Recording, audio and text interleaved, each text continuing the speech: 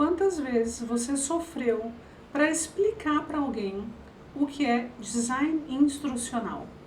Se você é designer instrucional, você certamente já passou esse perrengue muitas vezes. Se você é analista, instrutor, instrutora, talvez você não tenha passado por esse perrengue diretamente, mas talvez você ainda não tenha também um entendimento do que é o design instrucional ou do que faz um designer instrucional. É sobre isso que a gente vai conversar hoje. Você tá bem? Eu tô muito bem. Opa! Obrigada, quase espiei. Muito bem, obrigada por aqui também. Vamos conversar então um pouquinho sobre isso, para me apoiar nessa nossa conversa aqui, até para te dar uma sugestão excelente de leitura para você se aprofundar nesse tema, caso você ainda não tenha feito. Você já usou o azulzinho? Ah, eu tenho certeza que você já usou. É a quinta série falando mais alto, me desculpa. Então a gente vai usar como base esse livro aqui, o Azulzinho. Eu chamo ele de Azulzinho, o Azulzinho da Andrea Filatro, que é o Design Instrucional na Prática, o livro, né? O livro, tá? O original e etc. Deixa eu ver de que ano que ele é, pra você ver que ele é o primeiro, de 2008, tá? Ele é, acho que ele foi e continua sendo base para muito profissional de treinamento, não é mesmo? É um conteúdo muito rico, embora eu costumo dizer que o livro mais recente da Andrea, eu vou até pegar aqui para você, segura aí que eu já volto, fica aí, não sai daí, esse aqui, não é esse aqui, design instrucional para professores, eu vejo, tá? Não é uma fala da Andrea, mas eu vejo como sendo a atualização, uma versão atualizada, esse livro aqui é de 2023, ele foi lançado, eu vejo ele como uma atualização do azulzinho, tá? Mas eu vou usar esse aqui, para a nossa discussão de hoje. E a gente vai falar do capítulo 1, justamente, conceitos e fundamentos, aqui, no design instrucional, tá? Então eu vou passar por esse capítulo brevemente, para a gente alinhar alguns pontos aqui e para que você, que é designer instrucional, possa explicar o que você faz, o que significa, né, o teu trabalho, e você que usa o processo de design instrucional também esteja melhor amparado para argumentar o teu trabalho e a importância do processo de DI no teu trabalho. Primeira coisa, gente, aqui, a gente precisa combinar. Design instrucional é o processo, ok? Designer instrucional é o profissional, tá bom? Então, não deveria existir vaga de design instrucional, certo? Não existe. Vaga de processo? Não existe, tá bom? Assim como não existe curso de designer instrucional. Não existe curso de designer, não. Existe curso de design instrucional, certo? Que vai capacitar designers instrucionais, tá bom? Ok? Fiquem atentos a isso, importante. Bom, então, aqui no livro, a Andrea começa, ela dá a melhor, até me fugiu a palavra aqui, a melhor definição de design instrucional, né? Ela diz aqui assim, eu vou ler a versão resumida, tá? Tá bom? Depois eu vejo. Bom, anota aí, presta atenção. Ó. Definimos design instrucional como processo, ou seja, conjunto de atividades, de identificar um problema, ou seja, uma necessidade, de aprendizagem e desenhar, implementar e avaliar uma solução para esse problema. Então, o que significa design instrucional? É um processo, certo? Então, é um conjunto de atividades, são várias etapas que eu, por exemplo, utilizo. Quais etapas? O modelo AD, certo? Que é o que você vai ver muito conteúdo aqui no canal, no programa PPR a gente aborda todos os conteúdos ali com base no modelo AD, porque esse é o processo de DI que eu uso. Né? Nesse processo, para quê? Para identificar um problema. Que tipo de problema? Um problema, uma necessidade de aprendizagem. Então, existe um problema em que será resolvido a partir da aprendizagem, a pessoa aprendeu, então ela consegue resolver o problema, então ótimo, então a gente pode aplicar o design instrucional, certo? E daí, à medida em que a gente identifica esse problema, o que a gente faz? A gente desenha no sentido de projetar, né, de planejar uma ação de treinamento, implementar e avaliar essa solução, para entender se a gente alcançou o resultado proposto. Se o problema que a gente identificou lá no início foi, de fato, resolvido por meio dessa ação de aprendizagem, entendeu? Mais simples do que você imaginava, né? Daí, de onde vem essa, ou pelo menos é o meu palpite, de onde vem essa confusão do design instrucional, de o que faz um designer instrucional, o que é isso e tal, né? Nos próprios fundamentos do design instrucional, a gente tem 3 áreas de conhecimento distintas, que formam aí os fundamentos do DI. Aí a gente tem aqui, ó, no livro, deixa eu mostrar aqui para vocês, ó. Tá vendo aqui? Se está pegando bem? Aí, acho que pegou, né? Mas eu vou falar para vocês, tá? Então, o que a gente tem? A gente tem esses 3 mundos de conhecimento, né? Então, você tem as ciências humanas, ali, muito caracterizado, no nosso caso, em treinamento, pela psicologia. Então, você tem muitos psicólogos que atuam em treinamento, não à toa, porque é uma área que alimenta o design instrucional. Você tem as ciências da informação, principalmente comunicação visual, audiovisual, enfim, todos os tipos de comunicação que a gente usa amplamente para poder desenhar um treinamento, certo? E a gente tem, e claro, aliado à tecnologia, né? Quando tudo começou, eu vou falar um pouquinho já de como tudo começou, não se falava tanto em tecnologia como a gente fala hoje, né? Tecnologia em sistemas, enfim, internet e tudo mais. Mas também essa tecnologia, ciência da computação e tudo mais, tá? E a terceira esfera de conhecimento que vem abarcar, que vem agregar mais valor ao design instrucional, são as ciências da administração, né? Então a gente tem gestão de projetos, engenharia de produção, tanto que algumas pessoas, enfim, ou até algumas obras tratam como engenheiros pedagógicos, né, ou coisas assim, tá? Arquitetos da informação, percebe? E talvez por essas 3 áreas se juntando formam ali o design instrucional, né, aos fundamentos do DI, talvez por isso exista essa confusão.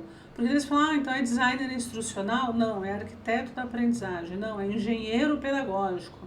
Não, sabe, sei lá, aí vem a confusão do design instrucional. Então ele desenha. Uma vez eu recebi um pedido de orçamento aqui para fazer caricatura na situação. Nem desenhar a casinha, palitinho ali, eu sei direito. Então, por isso, né, porque são muitas áreas distintas que formam a base para o design instrucional. Então, por isso que a gente vê em muitas vagas, precisa ter conhecimento disso, daquilo, Photoshop, por conta toda essa estruturação que às vezes não fica clara, entende, para as pessoas. Por isso que você precisa entender o que é e o que faz para você poder explicar, né? E, aliás, fica aqui o meu apelo para você, vou até tirar o óculos de novo, fica aqui o meu apelo para você. Quando você vira uma vaga para designer instrucional, né, ou uma vaga para um outro cargo, mas que se aplique o design instrucional, não seja aquela pessoa que vai ficar nos grupos falando, que horror, as pessoas ainda não sabem o que faz um designer instrucional. Não seja essa pessoa. Seja a pessoa que informa, que vai lá na hora do processo seletivo, em vez de ficar fazendo cara feia, o recrutador não sabe o que eu faço. Explica o que você faz. Fala, olha, eu vim aqui para essa vaga porque fala do perfil do designer instrucional, mas eu queria ressaltar que também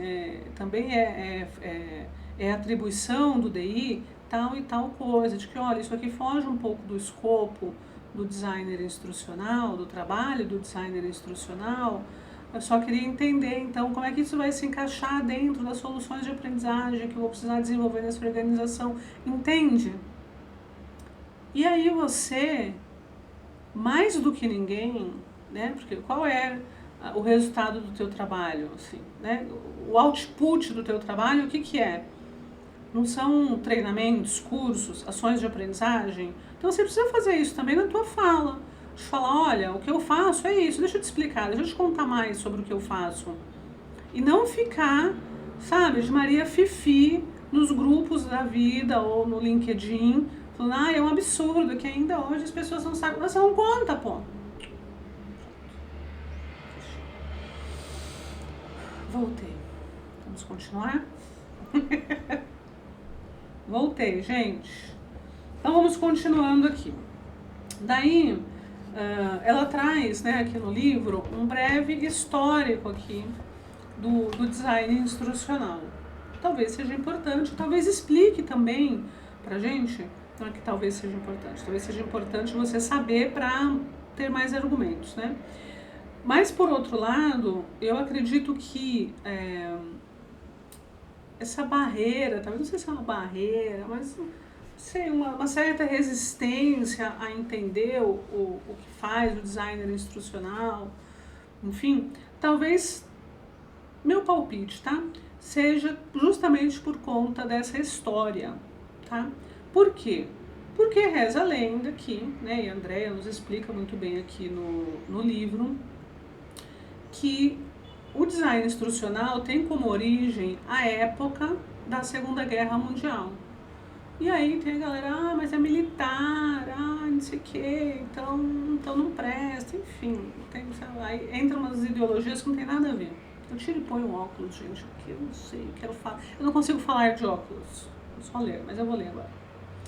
Bom, então, ela explica isso, né? Então, nessa linha do tempo, então ele meio que surge ali, né? Toma uma, não sei se surge, mas toma uma forma, se cria um modelo, né? Que é o modelo AD. Ele não nasceu AD, mas depois ele foi meio que sendo remodelado, né? Sendo ajustado, e aí surgiu, então, como modelo AD, né?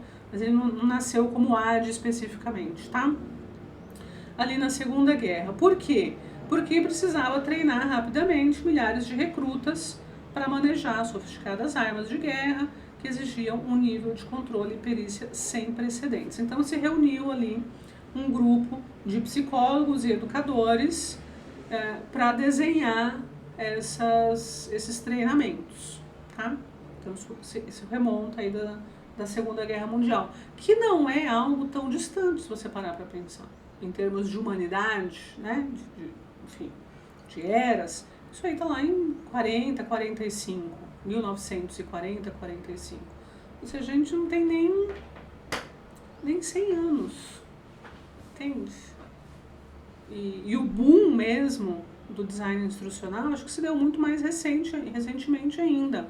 Então é normal que haja dúvidas, né, que as pessoas não entendam alguns pontos. Eu tenho aqui no canal uma entrevista com a própria Andrea Filatro, uma querida, e as pessoas começaram a fazer essa pergunta, mas por que é tão difícil, por que a gente enfrenta tantos desafios, etc. e tal. E ela falou uma coisa muito legal, ela falou assim, a gente paga o preço pelo pioneirismo, e é isso. Então se você hoje precisa responder, não, você é designer instrucional, o que você faz? Você desenha, você faz caricatura, não sei o que, é porque você está pagando o preço pelo pioneirismo, entende? E aí isso muda o jogo, né? Você fala, poxa, então eu estou sendo pioneira numa coisa, é algo que muita gente não conhece, muita gente não viu. Ontem eu estava conversando com uma pessoa sobre isso e de fato já aconteceu, já está palestrando. E no final da palestra, reitor de universidade vem conversar comigo e falar, nossa, nunca tinha ouvido falar sobre o designer instrucional, não sabia que existia essa profissão. E fica, como assim? Né? Na minha cabeça eu falei, gente, como assim? O cara é reitor de universidade, nunca ouviu falar de DI. Entende? Acontece. Né? Então, Por quê? Porque a gente está pagando o preço pelo pioneirismo, como disse lindamente a Andrea nessa entrevista. Assista, acho que eu vou deixá-la aqui para você no final do vídeo, tá? Para você assistir, que é muito boa. A gente fala de todos os livros dela, qual é o melhor momento para ler cada um deles, enfim. Fala de todos os livros até aquele momento, né? Porque depois ela já lançou mais alguns, tá? Então, e aí ela trilha aqui no livro, ela vai comentando, né, sobre o que vem depois desse desenho do design instrucional criado aí como passo a passo, como modelo ali na Segunda Guerra, né, pelo exército americano, seus profissionais ali, psicólogos e tal. Daí vem, já ali por 1954, vem Skinner, 56, Bloom, com a taxonomia de Bloom, que a gente usa até hoje, sou fã número 1 da taxonomia de Bloom, né? Algumas pessoas veem a taxonomia como o próprio processo de design instrucional. Eu não vejo dessa forma, eu uso a taxonomia de Bloom dentro da etapa de análise do modelo AD, né? Para mim ela é uma ferramenta, ela não é um processo apartado e suficiente em si para desenhar uma solução de treinamento, né? Depois vem o Gagné, ou Gagné, não sei qual é exatamente a pronúncia, já na década de 1960, né, e você tem lá os 9 eventos de Gagné, etc. Enfim, né, e vem e tantos outros aí, né, o David Ausubel, com como é que chama mesmo aqui? Aprendizagem significativa, que é bem interessante também, enfim, Dick and Carey e por aí vai, tá? Agora, no Brasil, o design instrucional não é que ele não existia antes, né? Nesses tempos todos aí, de 1950, 60, 70, 80, não é que ele não existia. Certamente existia, talvez não com esse nome. Muitas vezes quando eu vou fazer formações em DI, acontece isso, exatamente isso, né? Eu começo a explicar, por exemplo, elaboração de roteiro, e a pessoa fala assim, nossa, mas eu já fazia isso, só não sabia que tinha um passo a passo. Ou vou falar sobre o próprio processo em si de design instrucional, e eu falo, nossa, mas eu já fazia isso, só não sabia que tinha esse nome, entende? Então, ele não é que não existia, existia, talvez não fosse tão estruturado e visto como relevante enquanto processo principalmente, né? Quando que isso aconteceu? Quando a gente começou a ter esse boom de tecnologia, do digital, entende? Né? A gente foi saindo do analógico e foi entrando cada vez mais no digital. Daí se viu a necessidade de, principalmente no meio acadêmico, né, onde isso surge, de somar experiências e expertises e conhecimentos e não deixar isso focado só na pessoa do educador, do professor, entende? Já não se via mais como suficiente a fala do educador, né, e ali os materiais que ele produzia, mas também seria importante trazer essa tecnologia para facilitar a aprendizagem. E aí começa a se ouvir falar cada vez mais do design instrucional e do designer instrucional por consequência, entende? Tá? Ela fala assim, ó, a atuação do profissional de design instrucional é fundamental para assegurar o equilíbrio entre a educação, comunicação, tecnologia, conteúdos e gestão de processos. Como ela vai abordar aqui depois na sequência no livro, entende?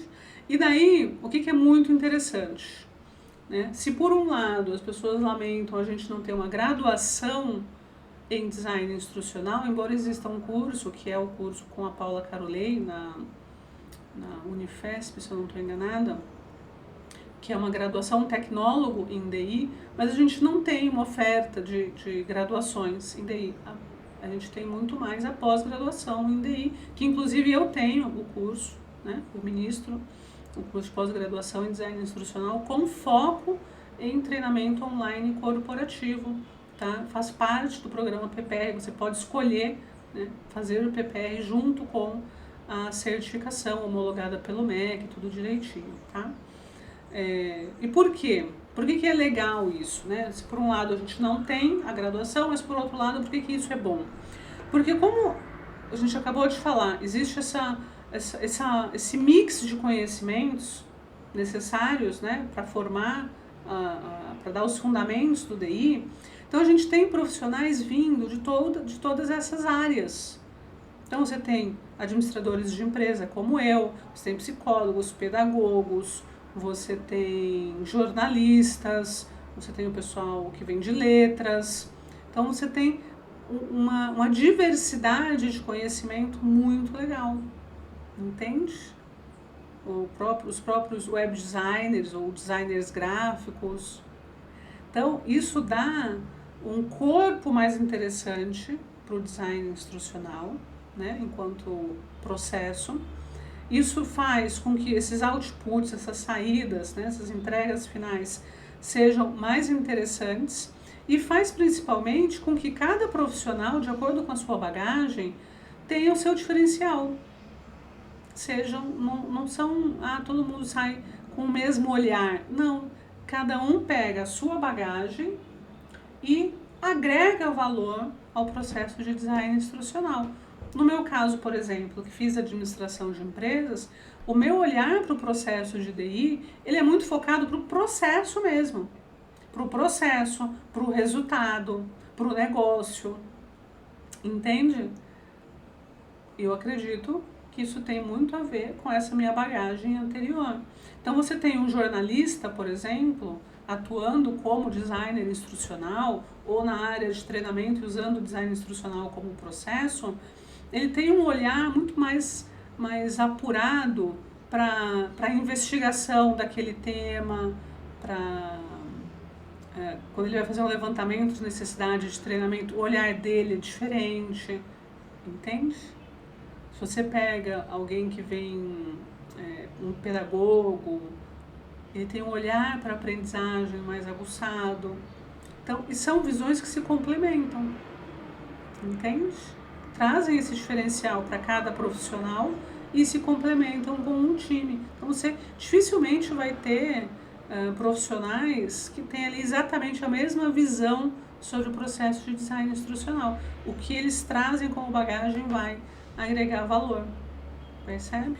Então isso é bem interessante, né? Você não precisa ter feito uma graduação específica, você vem, de muitos lugares.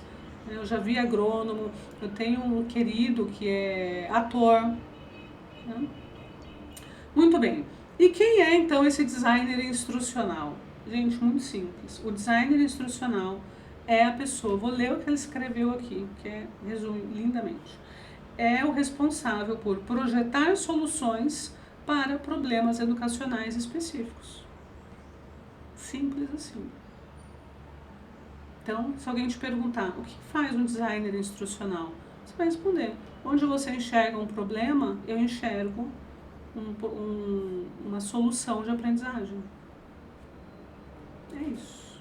Tá certo? Quais são os campos de atuação?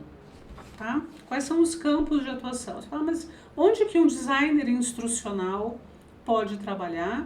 Ou alguém que está na área, que atua em treinamento e usa o design instrucional como processo, onde essa pessoa pode atuar? Eu vou te dizer, em qualquer lugar. Qualquer lugar, meu amor. Onde você quiser. Por quê? Ela traz aqui, ela divide assim, né? Eu já mando assim, lá em todo lugar. Onde precisa aprender, você pode estar. Vocês estão ouvindo? Espero que não. Deixa eu trazer aqui. O vizinho começou a furar a parede. Ela traz aqui a seguinte distinção, que eu acho que daí funciona muito bem para você entender. Um designer instrucional, ou quem usa o design instrucional como ferramenta de trabalho, pode atuar onde a educação é uma atividade fim e onde a educação é uma atividade meio. Ou seja, em todo lugar. Entende? Em todo lugar. Né? O que seria atividade fim? Então você pega, por exemplo, uma universidade, a educação é uma atividade fim, é aquilo que ela vende, não é? Aquele é o serviço final dela, é aquilo que você adquire, enfim, né? Então, todo o ambiente acadêmico como um todo e também, por exemplo, as fábricas de treinamento, né? Os grandes players de mercado aí que oferecem soluções de treinamento para outras empresas, tá? E o que são, onde essa atividade é meio, a educação é uma atividade meio? Em todas as outras, não é mesmo? Porque em todo lugar as pessoas precisam aprender. Então, toda empresa que tem uma área de treinamento, que precisa capacitar os seus profissionais, e aí pode ser entidade com fim lucrativo, sem fim lucrativo, tanto faz. Peraí, segura aí. Eu dou pausa, ele para. Eu dou play, acho que o play dele tá aqui. Bom, enfim, pra gente concluir aqui e o rapaz poder furar a parede dele tranquilamente. O que vai trazer essa diferenciação do uso do processo de design instrucional se você atua em educação como atividade fim ou em educação como atividade meio? O olhar que você dá para esse processo. Se você vai atuar numa empresa onde educação é atividade fim, o teu olhar está para o ensino. Se você vai, por outro lado, atuar onde a educação é uma atividade meio, o teu olhar está para a aprendizagem. Não que não existam os dois olhares, tá? De ensino e aprendizagem onde quer que você esteja, mas o foco está maior em um ou em outro. Tá certo? Podemos continuar falando mais sobre esse livro se você quiser. É só você deixar um comentário aqui embaixo para mim. O que você achou desse vídeo? Você atua onde? Atividade meio ou atividade fim da educação? Conta aqui embaixo e me fala. Agora você já consegue explicar melhor o que faz um designer instrucional? Um beijo, até o próximo vídeo. Tchau, tchau.